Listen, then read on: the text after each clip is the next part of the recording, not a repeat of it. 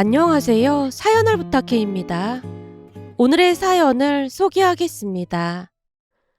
평소 저는 명품을 그다지 좋아하는 편은 아니었지만 남편 생각은 조금 달랐습니다. 하나 정도는 있어야 하지 않겠냐며 신혼여행 때 직접 골라서 명품백을 사줬거든요. 살면서 처음으로 손에 쥐어본 명품백이었습니다. 현지에서 조금이라도 저렴하게 구입하려고 이 매장 저 매장을 기웃거리며 발품을 팔았던 기억이 아직도 선명하게 남아있네요. 남편과 손을 잡고 낯선 거리를 헤매던 그 시간들, 지금 돌이켜보면 참 소중한 추억이었습니다. 어느 날은 시댁 친척분의 결혼식을 앞두고 있었는데요. 온 가족이 한자리에 모이는 큰 행사였기에 며칠 전부터 시어머님의 전화가 걸려오기 시작했습니다.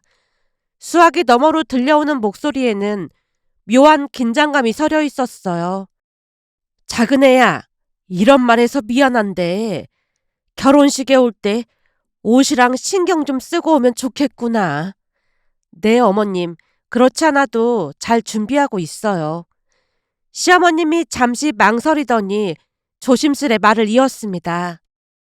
둘째 형님이 워낙 자랑질하고 뒷담화하는 스타일이다 보니까 괜시레 이런저런 소리 듣고 싶지 않아서 그래.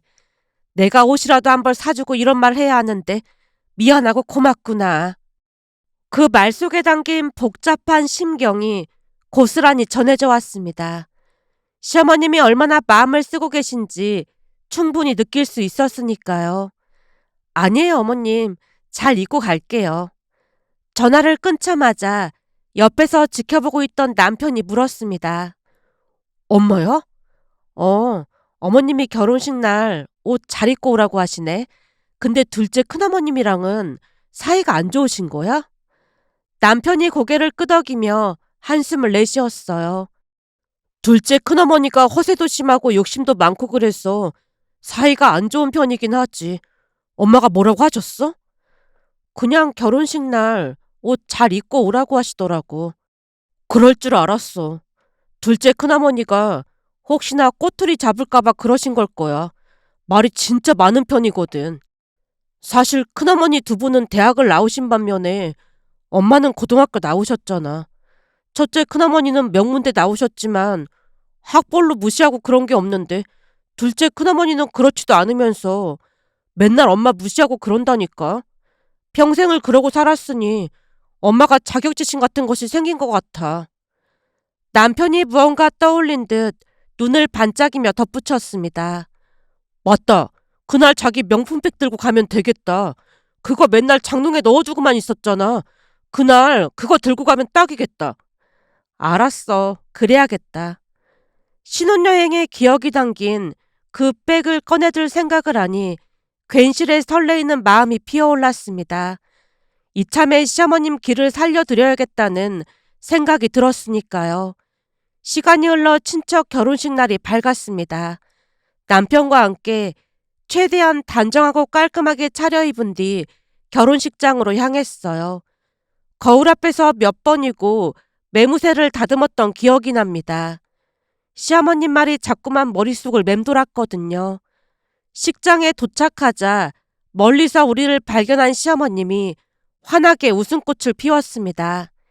세상에나 어쩜 너무 예쁘다. 그 한마디에 긴장이 스르르 풀리는 것 같았어요.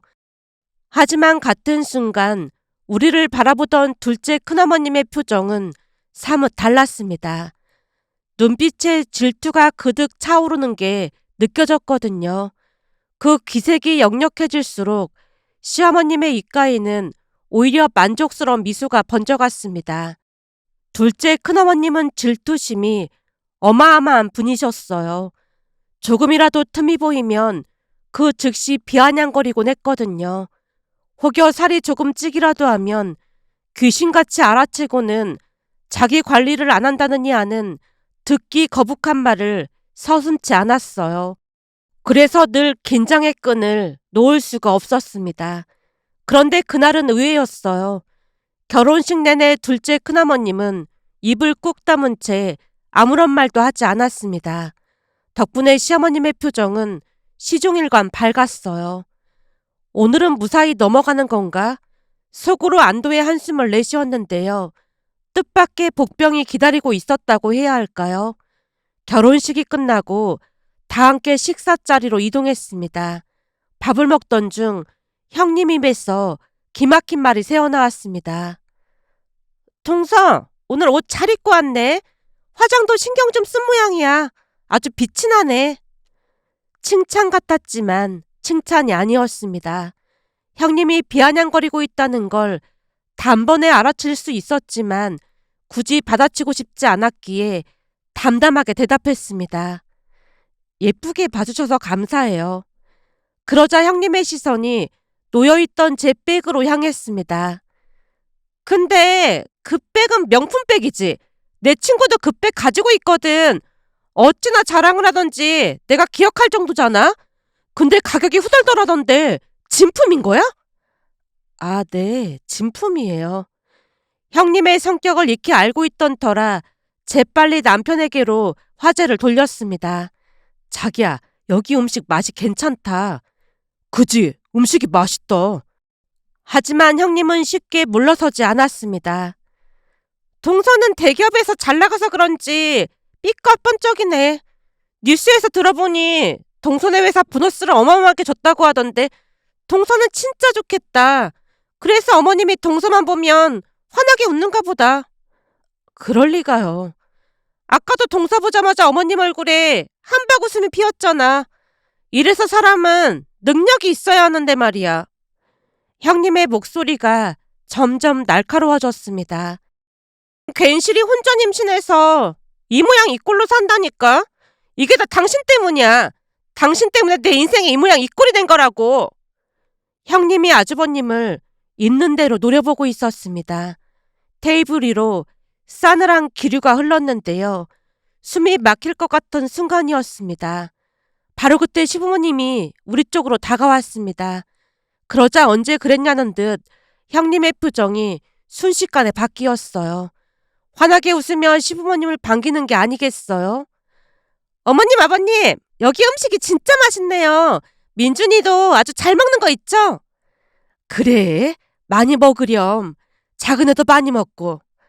네, 어머님, 저도 아주 맛있어요. 방금 전까지 나를 세우던 사람이 맞나 싶을 정도였습니다.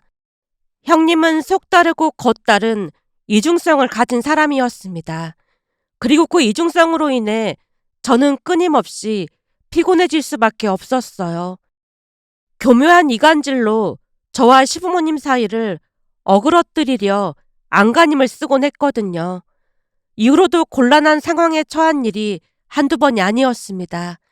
물론 남편만큼은 저를 의심하는 법이 없었지만 시부모님과 아주버님은 가끔 형님의 말에 휘둘려 저를 오해하기도 했습니다. 그런 와중에 시댁에서 막내인 시누이는 제 성격을 누구보다 잘 이해해주는 사람이었어요. 하지만 지방에서 직장을 다니고 있었기에 자주 얼굴을 마주할 기회가 없었습니다. 명절이나 큰 행사가 아니면 좀처럼 만나기 어려웠거든요. 그래서인지 시누이와의 대화는 늘 전화로 이어지곤 했습니다. 신혼여행을 다녀온 지 며칠 지나지 않았을 때였어요. 휴대폰에 시누이 이름이 떴습니다. 반가운 마음에 얼른 전화를 받았더니 수화기 너머로 들뜬 목소리가 흘러나왔습니다.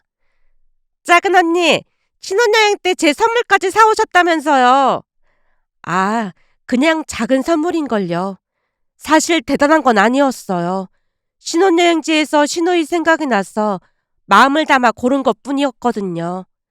엄마한테 들어보니까 작은 선물도 아니라고 하던데 정말 감사해요. 완전 감동받은 거 있죠? 그날 시누이는 제게 몇 번이나 고맙다는 말을 전하고서야 전화를 끊었습니다. 수화기를 내려놓은 뒤에도 한동안 미소가 가시지 않았는데요.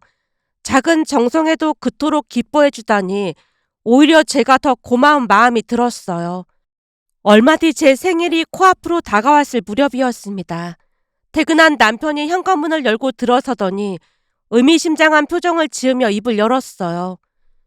자기야, 지은이가 곧 자기 생일이라고 돈을 보내왔어. 꼭 예쁜 봉투에 담아서 주라고 어찌나 부탁을 하던지 내가 직접 봉투 사서 넣어왔다니까?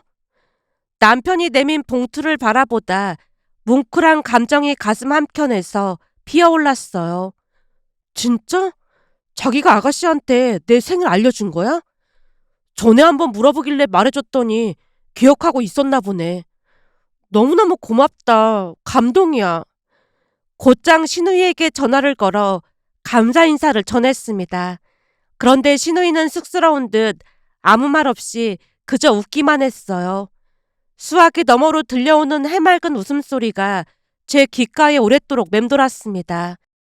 막내로 태어나 온 가족의 사랑을 듬뿍 받고 자란 신우이는 천성이 착하고 순했어요. 가끔은 바람도 쐴 겸 신우이가 있는 지방으로 놀러가곤 했는데요. 제가 도착하면 마치 어린아이처럼 신이 나서 주변 사람들에게 저를 소개하곤 했습니다. 그런 모습이 제 눈에는 그저 예쁘기만 했어요. 그래서였을까요? 신우이와는 자연스레 사이가 돈독해질 수밖에 없었습니다. 하지만 시간이 흐를수록 형님과의 관계는 점점 더 멀어져만 갔습니다. 앞서 말씀드렸던 시댁 친척 결혼식을 마치고 온 가족이 시댁에 모여 담소를 나누던 중이었습니다. 거실 한쪽에 내려둔 명품백 위로 하필이면 조카 민준이가 들고 있던 초코우유가 쏟아져 내렸어요. 초코우유가 가방 표면을 타고 흘러내리는 것을 바라보며 저도 모르게 외쳤습니다. 안 돼, 민준아! 그 말이 채 끝나기도 전에 형님의 날카로운 목소리가 거실을 가로질러 날아들었어요. 동서, 애가 실수를 할 수도 있는 거지. 그렇게 말하면 우리 민준이가 얼마나 무안하겠어. 그리고 그렇게 중요한 거였으면 잘 보관했어야지. 가슴 한구석이 서늘하게 식어가는 것을 느꼈지만 아무 말도 할 수 없었어요. 다른 사람도 아니고 조카가 저지른 실수를 대놓고 나무랄 수는 없는 노릇이었으니까요. 그럼에도 형님의 태도에는 크게 실망할 수밖에 없었습니다. 미안하다는 말 한마디, 괜찮냐는 물음 하나 없이 오히려 저를 탓하는 그 모습이 씁쓸하기만 했거든요. 며칠 뒤 형님에게서 연락이 왔습니다.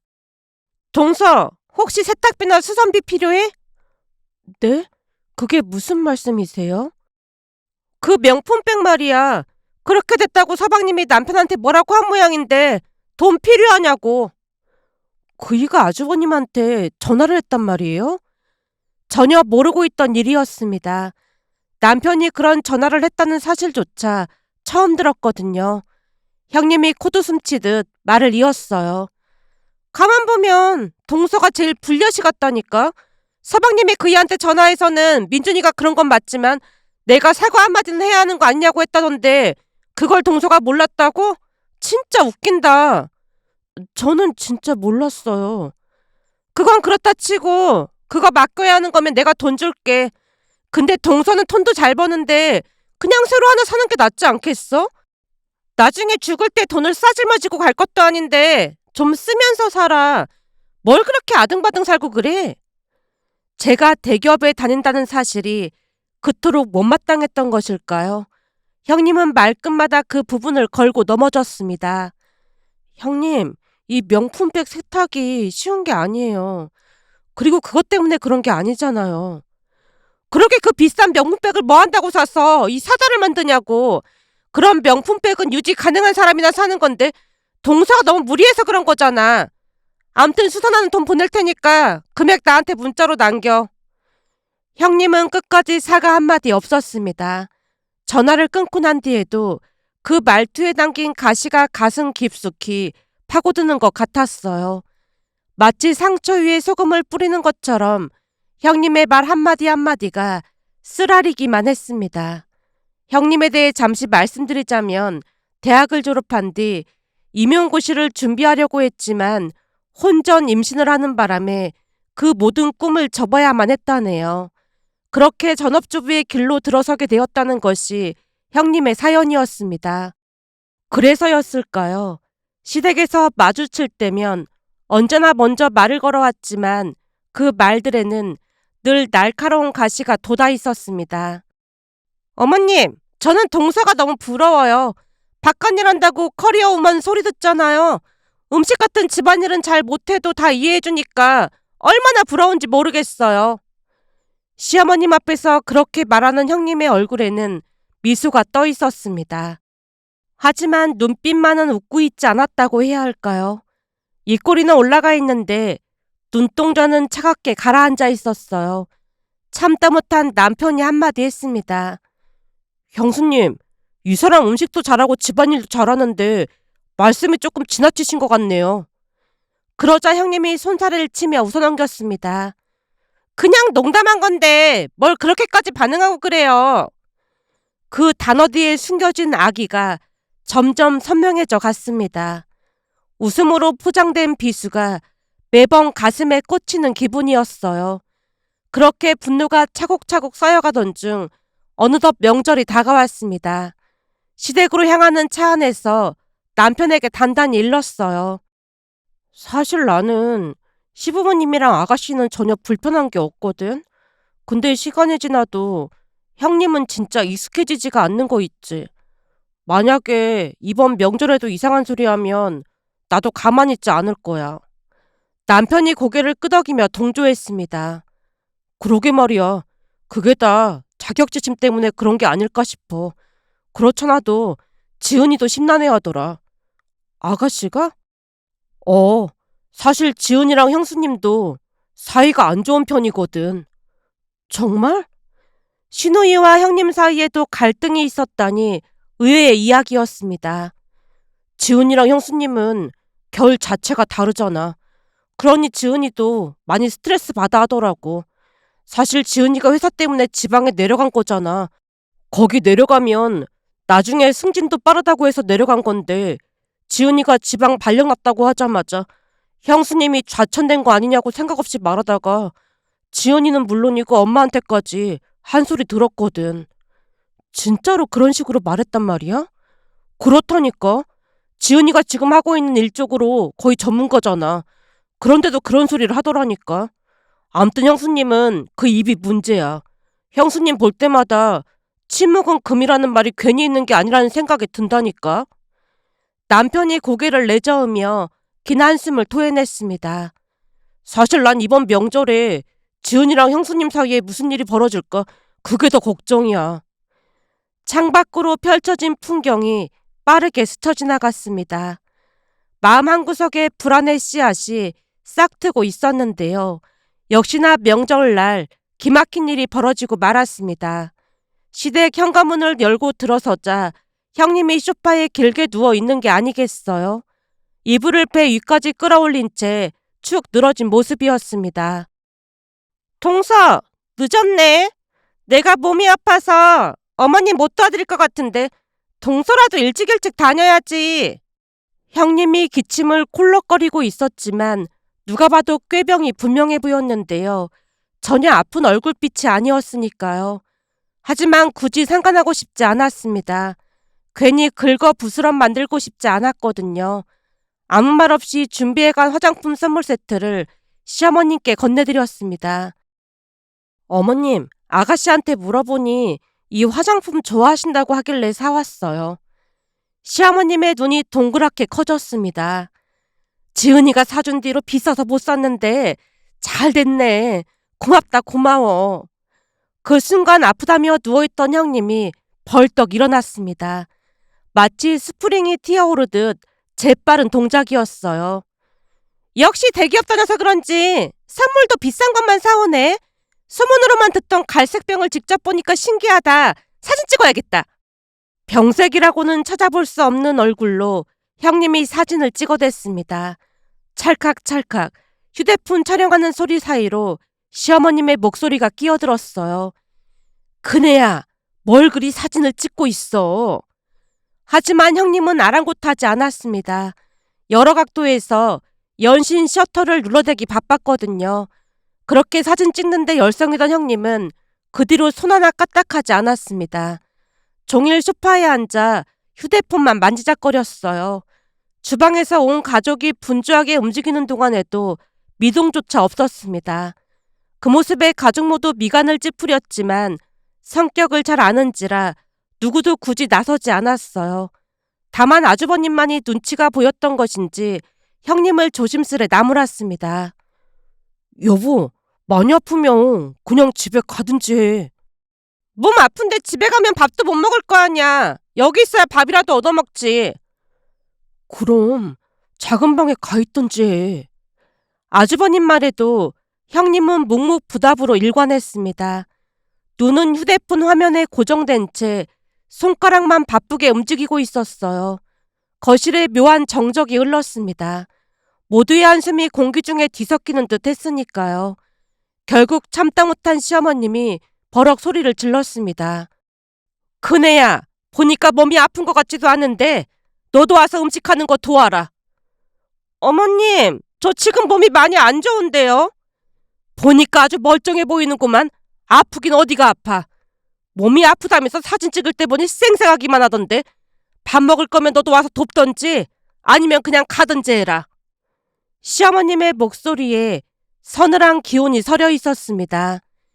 다 같이 일하고 있는데 혼자 그러고 있으면 불편해서라도 그냥 갈 것 같은데 미안하지도 않은 거니?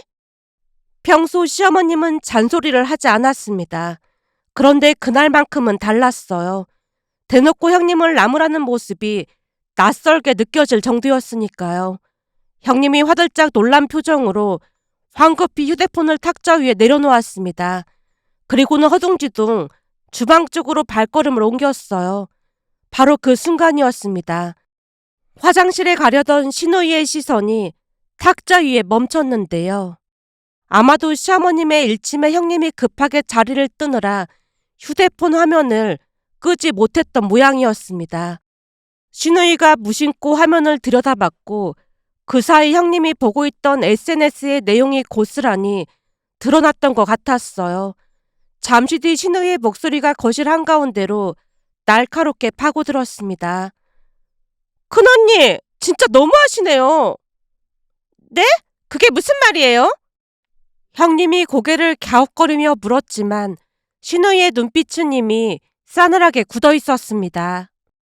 조금 전에 언니가 우리 사진 찍길래 혹시나 싶어서 언니 휴대폰 화면에 떠있던 SNS 계정을 봤거든요? 남의 휴대폰을 왜 훔쳐봐요? 아가씨 그렇게 개념 없는 사람이었어요? 형님이 발끈하며 목소리를 높였지만 신우이는 조금도 물러서지 않았어요. 그렇게 제가 아까부터 우리 사진 찍지 말라고 했잖아요. 근데도 계속 우리 사진 찍어대길래 혹시나 싶어서 휴대폰 켜있길래 살짝 본 것뿐이에요. 신우이의 목소리가 한 톤 낮아졌습니다. 근데 SNS에 우리 가족을 아주 쓰레기로 표현해놨네요. 에? 쓰레기라니요. 대체 무슨 말을 하는 거예요? 하도 기가 막혀서 손이 떨릴 정도예요. 그 말에 신우이 곁으로 다가가 휴대폰 화면을 들여다봤습니다. 스크롤을 내리는 손가락이 저도 모르게 떨려왔어요. 게시물 아래에는 차마 입에 담기도 힘든 글들이 빼곡히 적혀 있었거든요. 대부분이 우리 가족을 조롱하고 비하하는 내용이었습니다. 순간 심장이 쿵하고 내려앉으며 눈앞이 아득해지는 기분이었습니다. 하지만 신우이가 저보다 빨랐다고 해야 할까요? 그 모든 것을 아주 또렷한 목소리로 읽기 시작했거든요. 대기업 다니는 동서가 사온 화장품, 뇌물인가 돈지랄인가, 시모는 좋다고 해벌쭉, 벌써 노망이 난 건지 돈 잘 버는 며느리만 좋다고 해벌쭉. 거실에 정적이 흘렀고 숨소리조차 들리지 않았어요. 신우이가 멈추지 않고 계속 읽어내려갔습니다. 지방으로 자천된 신우이는 인상파 화가인가? 나만 보면 인상만 팍팍. 인상 쓰는 신우이는 세상에서 제일 못생긴 년. 좋아하던 시금치도 싫어하게 만든 시쪽이들 재수없어.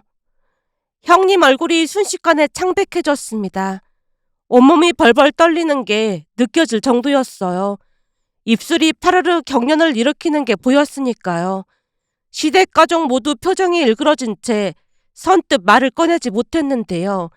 공기가 얼어붙은 것처럼 무거웠습니다. 이윽고 시어머님이 자리에서 벌떡 일어났어요. 뭐? 노망? 내가 노망이 났다고? 시어머님의 목소리가 천둥처럼 거실을 울렸습니다. 그렇게 격앙된 모습을 본 적이 처음이었어요. 신우이가 담담하게 말을 이었습니다. 큰언니가 SNS에 우리 가족을 완전 쓰레기로 만들어놨어. 아빠 보고는 자식한테 돈도 안 주는 노랭이 쫌팽이라고 써놨네. 뭐? 노랭이 쫌팽이? 감히 우리를 어떻게 보고 그딴 소리를 해? 시아버님의 얼굴이 시뻘겋게 달아올랐습니다. 역시나 시아버님도 주먹을 불끈 쥔 채 부들부들 떨고 계셨어요. 아버님, 그게 아니라 오해예요, 오해.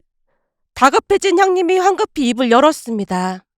두 손을 내저으며 필사적으로 변명하려 했지만 이미 모든 것이 드러난 뒤였어요. 화면 속 글자들이 그 어떤 변명보다 명확하게 진실을 말해주고 있었으니까요. 아주버님의 얼굴도 시뻘겋게 달아올랐습니다. 그동안 집에서 이 짓거리나 하고 있었던 거야? 아니, 그게 아니라 그냥 심심해서 그랬던 것뿐이야. 이렇게 하면 댓글이 많이 달려서 그랬던 건데 진심은 아니었어. 형님이 두 손을 내저으며 변명을 늘어놓았지만 그 말이 통할 리가 없었습니다. 그러는 사이에도 신우이가 멈추지 않고 글을 읽어내려갔어요. 여기 보니까 큰오빠 얘기도 있네. 아주버님의 눈이 휘둥그레졌습니다. 설마 내 욕도 있단 말이야? 무능력해서 돈도 많이 못 벌어오는 무능한 인간. 내 친구 남편은 부모한테 돈도 잘 뜯어오던데 잘하는 게 아무것도 없어서 그저 답답할 뿐. 아주버님의 얼굴이 순간 굳어버렸습니다. 마치 돌덩이처럼 미동도 없이 그 자리에 서 있었어요. 아가씨! 그만 좀 하세요!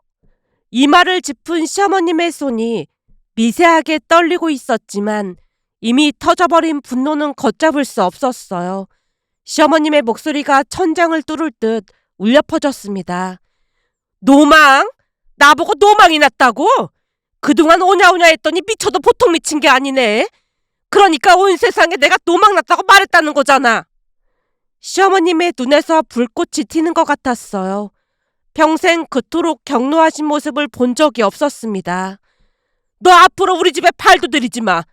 어디서 이런 정신 나간 게 들어와서 집안을 풍비박산 내고 있어. 그 한마디에 형님이 무릎을 꿇듯 주저앉았습니다. 어머님, 잘못했어요. 한 번만 용서해 주세요. 그동안 민준이 돌보느라 힘들어서 잠깐 정신이 나갔었나 봐요. 형님이 두 손을 싹싹 비비며 애원했지만 시어머님은 고개조차 돌리지 않았습니다. 노망 난 네 시애미한테 사과할 거 뭐가 있겠니? 당장 나가. 그리고 다시는 우리 얼굴 볼 생각도 하지 마라. 그 한마디에 형님의 어깨가 움찔 내려앉았습니다. 시아버님도 기다렸다는 듯 한마디를 거들었어요. 허구한 날 돈 없다고 징징대길래 퇴직하면 있던 주식 좀 정리해서 보태줄까 했더니만 괜시리 돈만 날릴 뻔했네. 시아버님의 목소리에 서늘한 냉기가 서려 있었습니다. 본색을 일찍 드러내줘서 정말 고맙구나. 그리고 앞으로 우리 얼굴 볼 생각도 하지 마라. 아버님, 잘못했습니다. 진짜 심심해서 그런 거예요. 형님이 무릎 꿇은 채로 두 손을 비벼대며 용서를 구했지만 시아버님이 아주버님을 향해 외쳤습니다. 당장 데리고 나가지 않고 뭐하고 있어? 아주버님이 형님 팔을 잡아 일으켰습니다. 따라나와. 집에 가서 얘기해. 형님은 고개도 들지 못한 채 아주버님을 따라 현관으로 향했어요. 질질 끌려가다시피 하는 그 뒷모습이 어찌나 초라해 보였는지 모르겠습니다. 문이 닫히고 거실에 무거운 침묵이 내려앉았습니다. 신우이가 조용히 입을 열었어요. 엄마 아빠 죄송해요. 큰언니가 그렇게까지 글을 쓴 줄은 진짜 몰랐어요. 그러다 보니 순간 화가 치밀어 올라서 정신줄을 놓고 말았어요. 시어머님이 고개를 가로저었습니다. 네가 죄송할 게 뭐가 있어. 진짜 기가 막혀서 말이 안 나온다. 대체 어디서 저런 싹퉁바가지 같은 게 들어온 건지 모르겠다. 시부모님이 땅이 꺼져라 한숨을 내쉬다가 저를 바라봤습니다. 두 분의 눈에 미안함이 가득 어려 있었습니다. 작은 애야, 내가 대신 사과하마. 아니에요. 저는 괜찮아요. 그날 명절 음식을 마저 준비한 뒤 우리는 다 함께 둘러앉아 술잔을 기울였습니다. 속상한 마음을 달래보려는 노력이었어요. 잔을 비울 때마다 조금씩 응어리가 풀리는 것 같기도 했습니다. 신우이가 분위기를 띄우려 애쓰는 모습이 고맙게 느껴졌는데요. 다음날 형님과 아주버님이 일찍부터 시댁을 찾아왔습니다. 하지만 시어머님이 단호하게 두 사람을 내쫓아버렸어요. 현관문 앞에서 형님이 다시 무릎을 꿇고 울며 용서를 빌었지만 두 분은 끝내 마음을 돌리지 않았어요. 굳게 닫힌 문 너머로 형님의 울음소리가 희미하게 들려왔지만 그 누구도 문을 열어주지 않았습니다. 그 뒤로 우리는 형님을 잊은 채 살고 있습니다. 얼마 뒤 시댁에서 함께 밥을 먹게 되었는데요. 식사를 하던 중 시어머님이 조심스레 말을 꺼냈습니다. 사실 네 아버지 퇴직하면 니들한테 돈을 조금씩이라도 나눠줄 생각이었어. 근데 큰애 하는 거 보니 그럴 마음이 싹 없어졌다. 어머님, 아버님, 요즘은 절대 자식들한테 먼저 돈 주고 하면 안 된대요. 제 말에 시누이도 힘을 보탰습니다. 작은 언니 말이 맞아. 무슨 일이 있어도 돈은 꼭 쥐고 있어야 한다고 했어. 그래도 부모 마음은 안 그런 거야. 그게 문제라는 거야. 우리도 이제 다 컸는데 이제는 엄마 아빠 인생 살아. 엄마 아빠 스위스 여행 가고 싶다고 했잖아. 그 돈으로 두 분 여행 다니면서 즐겁게 살면 좋잖아. 시누이의 말에 시어머님의 표정이 한결 부드러워졌습니다. 아가씨 말이 맞아요. 말 나온 김에 제가 알아볼까요? 그럼 그럴까? 오랜만에 시아버님 얼굴에 환한 미소가 번졌습니다. 그 웃음을 보는 것만으로도 마음이 따스해지는 기분이었어요. 그 뒤로 시누이와 함께 여행 정보를 알아보기 시작했고 마침내 두 분이 스위스 여행을 다녀오셨습니다. 알프스의 설경 사진을 보여주시며 들뜬 목소리로 이야기하는 모습이 참 보기 좋았어요. 여행에서 돌아오신 뒤에는 또 다른 여행을 계획하고 계시다는 말에 우리 모두 응원을 아끼지 않았습니다. 어느새 두 분 얼굴에서 근심이 사라지고 활기가 다시 돌아오는 것을 보니 다행이란 생각이 들었어요. 그런데 며칠 전 뜻밖의 전화가 걸려왔습니다. 화면에 뜬 이름을 보는 순간 심장이 철렁 내려앉았어요. 형님이었거든요. 동서! 나야! 정말 미안한데 동서가 시부모님께 잘 좀 말해주면 안 될까? 목소리에는 간절함이 묻어 있었습니다. 하지만 저는 담담하게 대답할 수밖에 없었어요.